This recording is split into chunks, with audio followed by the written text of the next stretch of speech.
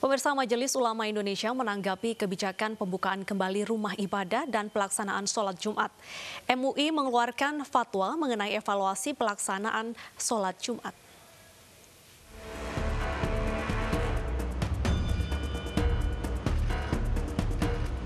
Pelaksanaan sholat Jumat di sejumlah masjid di Jakarta kembali digelar.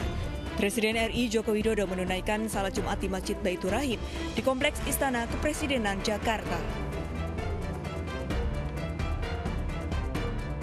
Sementara masjid lain di Jakarta pun digelar dengan protokol kesehatan dan pembatasan jumlah jemaah.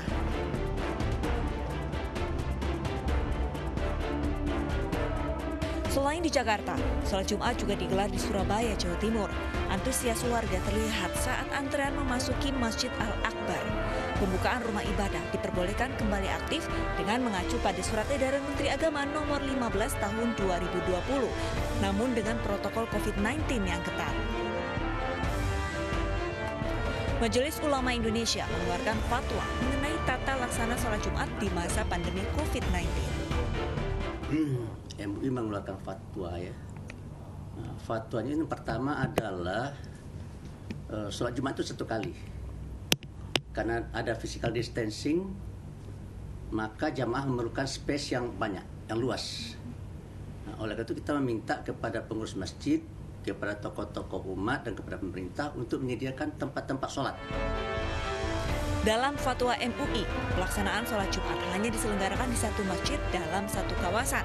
Jika masjid tidak mampu menampung jamaah, maka sholat Jumat bisa dilaksanakan di tempat lain seperti musola atau gedung dan dianjurkan untuk mengganti dengan sholat subuh. Sedangkan daerah zona merah tidak direkomendasikan menggelar sholat Jumat. Dan kita akan berbincang langsung dengan narasumber terkait hari pertama pelaksanaan sholat Jumat dari beberapa wilayah di Jakarta di masa transisi ini. Sudah ada Bapak Anwar Abbas selaku Sekjen MUI dan nanti kita juga akan hubungi Bapak Arif Adikusuma, anggota Dewan Kemakmuran Masjid Baitul Haq Bekasi. Kita sapa dulu Pak Anwar. Assalamualaikum Pak Anwar. Waalaikumsalam warahmatullahi wabarakatuh. Baik. Pak Anwar, hari ini adalah hari pertama pelaksanaan sholat Jumat di masa PSBB transisi. Ini bagaimana evaluasinya di hari pertama ini? Apakah protokol kesehatan sudah diterapkan di seluruh masjid? Saya rasa sebagian besar sudah menerapkan ya. Karena kesadaran masyarakat akan arti pentingnya jamaah melakukan physical distancing, menjaga jarak, saya rasa cukup bagus. Jadi oleh karena itu ya sebagian besar lah ya yang sepanjang pengetahuan saya ya yang namanya physical distancing itu tegak dan terlaksana ya.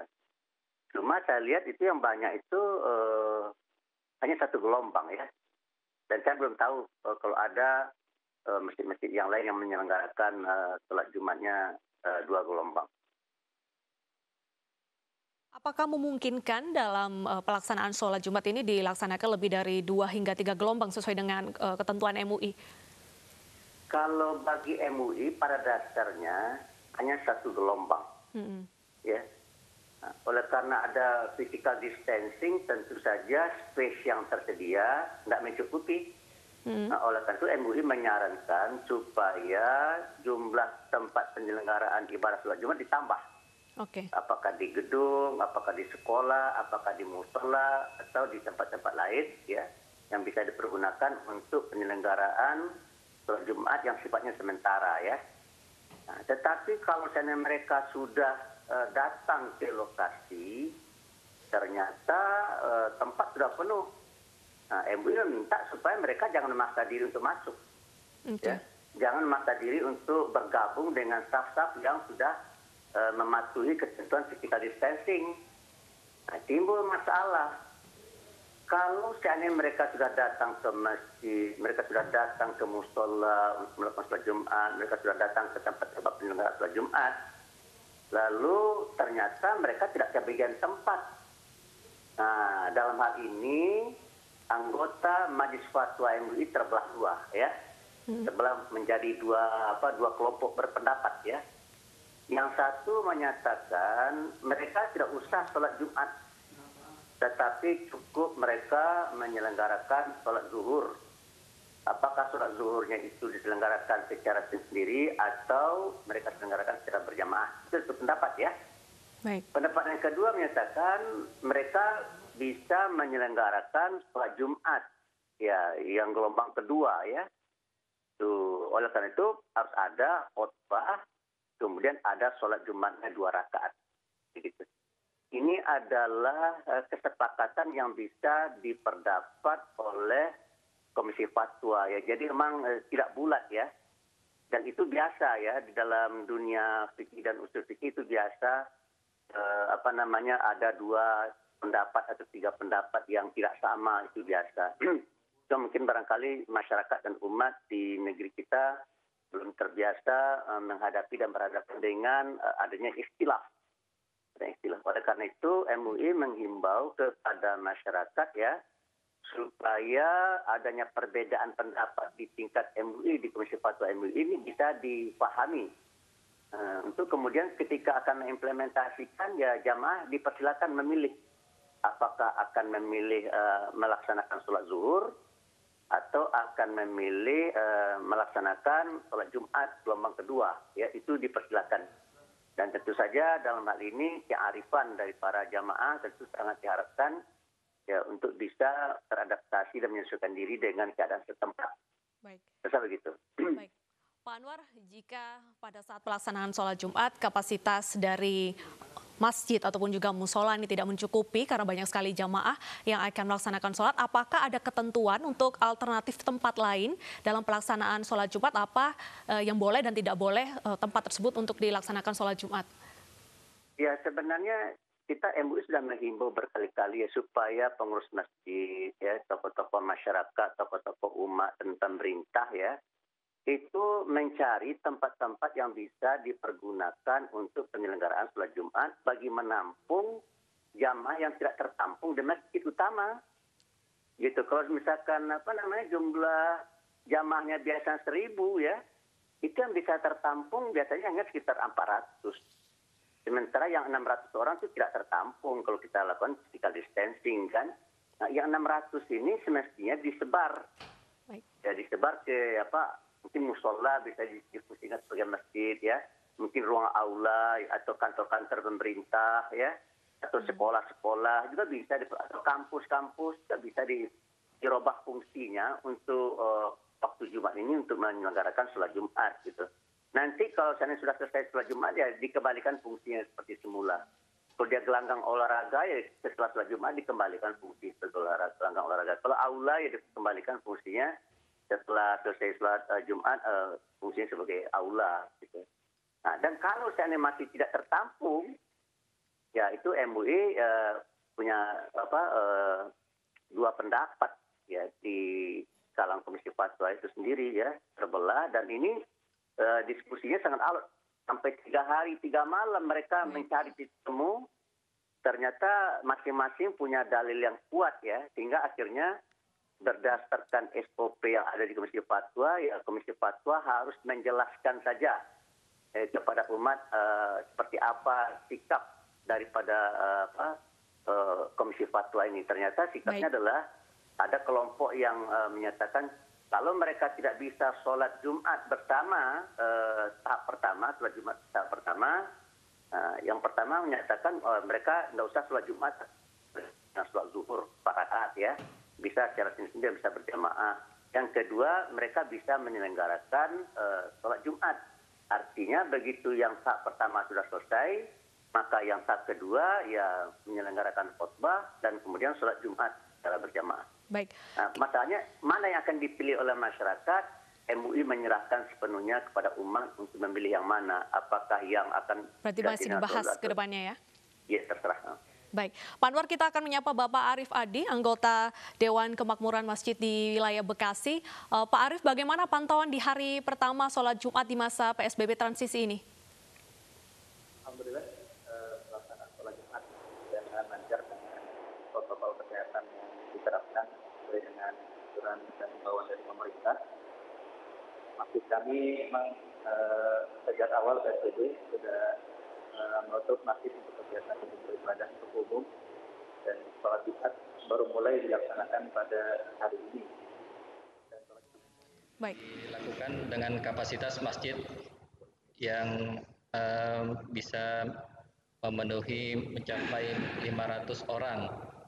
Dari sebelumnya bisa di atas 1.000, bisa 1.200 orang.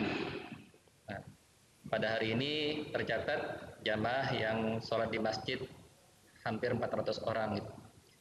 Kami menggunakan sistem kartu jamaah juga, yang itu bisa didaftarkan oleh warga sekitar masjid melalui website masjid atau melalui nomor WA center kami, sehingga kami bisa memantau berapa jumlah jamaah yang akan datang ke masjid untuk sholat Jumat.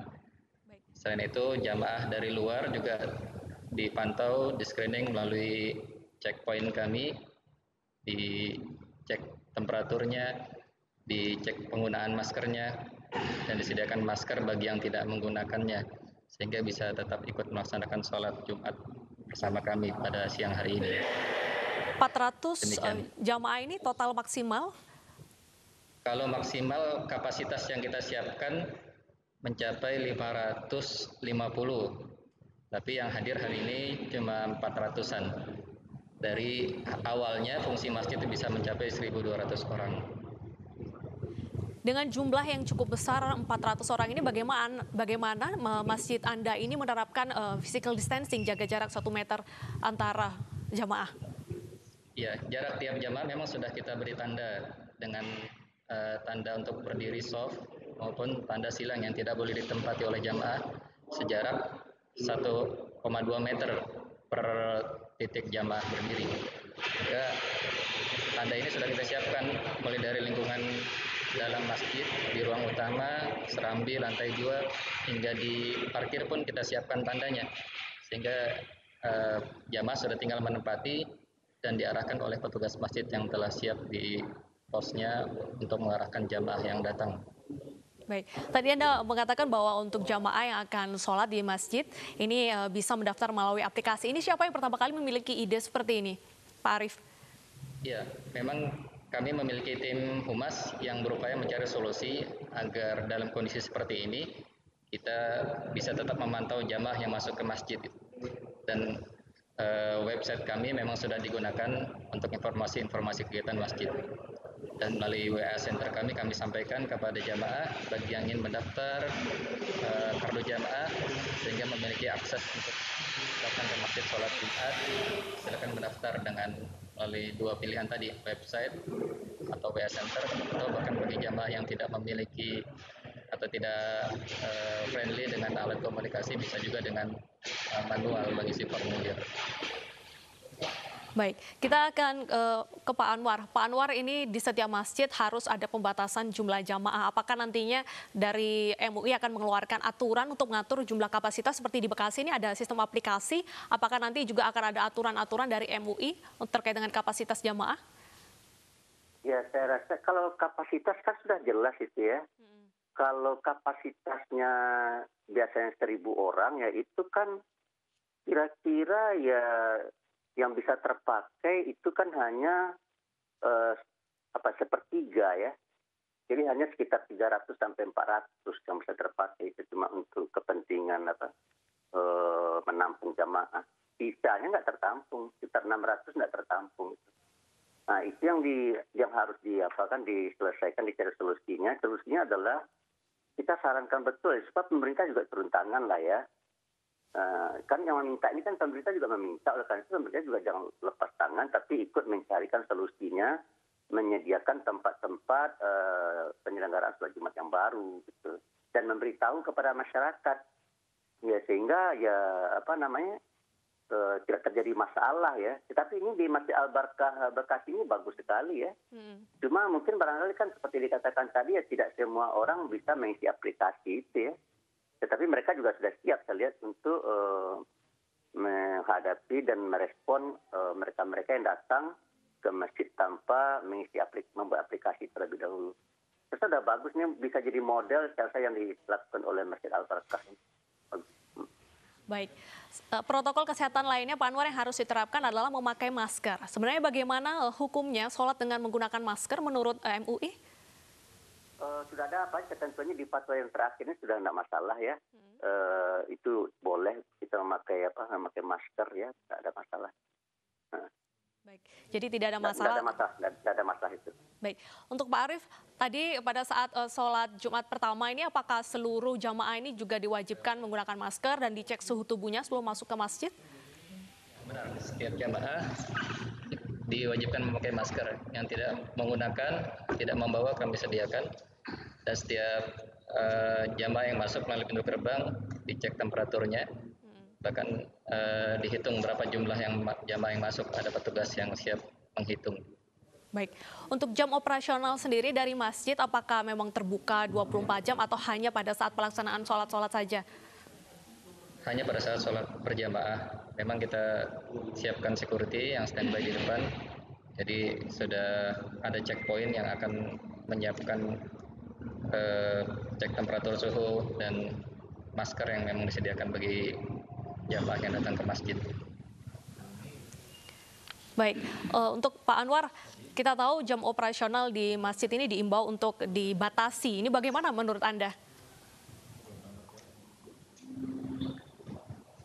Tidak masalah. Tapi kalau seandainya situasinya tidak seperti yang ada sekarang ini, ya saya rasa masjid itu kalau bisa ya dibuka dalam waktu yang cukup panjang ya supaya kaum muslimin bisa menunaikan tidak hanya sholat wajib ya, tapi juga untuk menyelenggarakan sholat sunat atau untuk membaca Al-Quran di dalam masjid ya.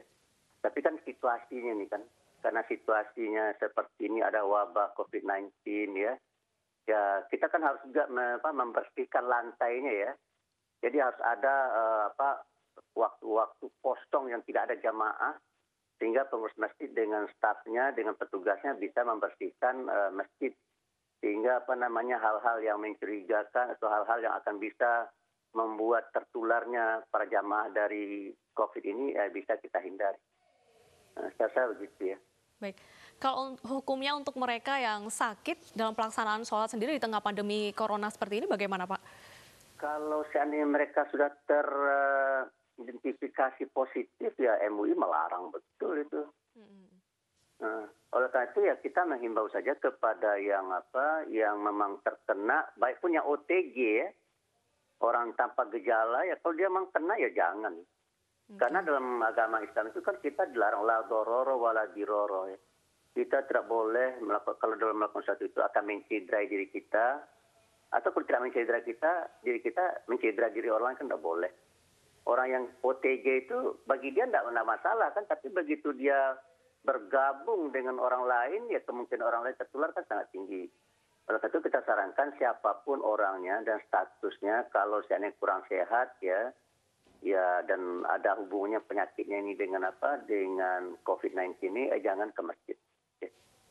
Tuhan kan juga memberikan keringanan. Agama tidak mempersulit ya. Agama memberikan kemudahan. Gitu.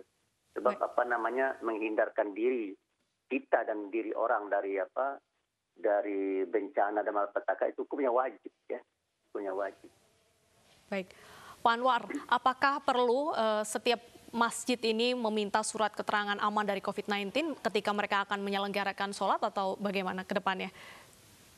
Ya kalau menurut saya kan tidak harus pengurus masjid yang mengurus, tapi pemerintah setempat. Bagaimana kira-kira menurut pemerintah apakah aman atau tidak? Kalau menurut pertimbangan para ahli tidak aman, ya pemerintah buat kebijakan ya tidak jangan diselenggarakan sholat Jumat. Tapi aman, ya selenggarakan sholat Jumat. Kan tugas pemerintah itu kan adalah menghormati ya hak-hak penduduk ya untuk melaksanakan ibadah sesuai dengan agama dan kepercayaannya kan. Oleh karena itu pemerintah harus backup penuh ya bagaimana caranya supaya setiap umat, terutama umat Islam, agar mereka bisa melaksanakan ibadahnya dengan sebaik-baiknya. Ya ibadahnya jalan, tapi mereka terhindar dari penyakit gitu kan. Nah untuk itu ya perlu ada dukungan daripada para ilmuwan ya untuk memberikan pandangan-pandangan kepada pemerintah apakah boleh atau tidak boleh untuk melaksanakan sholat Jumat. Boleh dan tidak boleh itu tergantung kepada terkendali dan tak terkendalinya. Kalau virusnya sudah terkendali ya saya rasa wajib ya. Baik. Tapi kalau tidak terkendali ya janganlah karena akan membawa bahaya ada resiko yang besar kepada para jamaah. Baik. Sementara tugas negara itu kan adalah melindungi jiwa dan raga rakyat ya. Tugas negara itu. Jadi jangan sampai karena melaksanakan sholat Jumat lalu diri dan jiwa jamaah terancam. Oleh karena itu pemerintah harus hadir. Baik, Pak Anwar. Kita ke Pak Arief. Pak Arief, bagaimana perawatan di masjid sendiri? Ya, masjid rutin dibersihkan setiap hari 2 kali. Kalau untuk sholat Jumat khusus persiapannya lebih banyak, ya harus disemprot dengan disinfektan dan dipel juga dengan cairan yang mengandung disinfektan. Kemudian semua bagian-bagian yang akan berkontak dengan jamaah pun itu rutin disemprot dengan cairan disinfektan. Baik, berarti rutin dibersihkan agar masyarakat ataupun juga jamaah yang akan beribadah merasa tenang dan juga nyaman. Ya. Baik, terima kasih atas waktunya Bapak Arief Adi. Selamat berkegiatan kembali dan terima kasih sudah bergabung di Special Report. Kita masih berbincang dengan Bapak Anwar terkait dengan pelaksanaan sholat Jumat pertama di masa PSBB transisi ini. Apakah dari MUI nantinya akan mengeluarkan fatwa baru yang mengatur ketentuan sholat di tengah masa PSBB transisi ini, Pak? Sudah di fatwa nomor 31 sudah diatur. Apa-apa yang harus dilakukan sudah diatur. Baik. Ini di setiap masjid, terutama di daerah-daerah ini kan mungkin ada kesulitan dalam pemenuhan fasilitas seperti penyemprotan disinfektan nantinya. Ini mungkin akan ada bantuan ke depannya? Ya kalau seandainya itu menurut saya ya pemerintah harus ikut turun tangan ya. Di samping masyarakat sendiri ya. So, masyarakat itu menurut saya juga harus berkewajiban untuk, tidak hanya masyarakat, masing-masing individu kita dulu ya. Masing-masing individu kita wajiblah hukumnya melindungi dirinya, gitu kan, dan keluarganya. Nah, sebab itu setiap masyarakat juga wajib hukumnya melindungi diri mereka dan diri warganya. Kemudian pemerintah juga seperti itu, wajib juga hukumnya bagi pemerintah untuk melindungi diri dan jiwa rakyatnya. Jadi ini kita hadapi secara bersama-sama. Dan kalau seandainya misalkan diperlukan alat-alat ya atau obat-obatan ya, yang pertama ya masing-masing kita berusahalah ya untuk menyiapkannya. Dan kalau seandainya kita tidak bisa seperti tadi, mereka membeli alat untuk dipakai bagi semua seperti alat pengukur suhu misalkan ya. Setiap masuk itu mungkin barangkali bisa dibeli oleh masjid ya. Alat pembersih lantai mungkin barangkali bisa dikasih oleh masjid. Tapi kalau seandainya masjidnya kekurangan dana, ya menurut saya pemerintah bantulah. Ya kan ini tidak hanya bagi kebaikan rakyat saja, tapi juga bagi kebaikan pemerintah. Jika seandainya rakyat baik, pemerintah baik ya. Tapi kalau rakyatnya tidak baik, ya pemerintah juga menjadi tidak baik. Akan susah sendiri nanti. Oleh karena itu ya kerjasama antara individu, masyarakat dan pemerintah dalam satu kesatuan ya sehingga seiring sejalan maka insya Allah ya masalah-masalah berat yang kita hadapi sekarang ini akan jadi ringan. Kan kata patah berat sama dipikul, ringan sama dijinjing ya. Itulah watak dan jati diri kita sebagai bangsa ya, di mana rasa persatuan dan kesatuannya betul-betul dituntut dalam kesempatan hari ini. Apakah betulkah kita ini sudah bersatu atau tidak? Baik, terima kasih atas waktunya Bapak Anwar. Terima kasih sudah bergabung bersama kami di Special Report.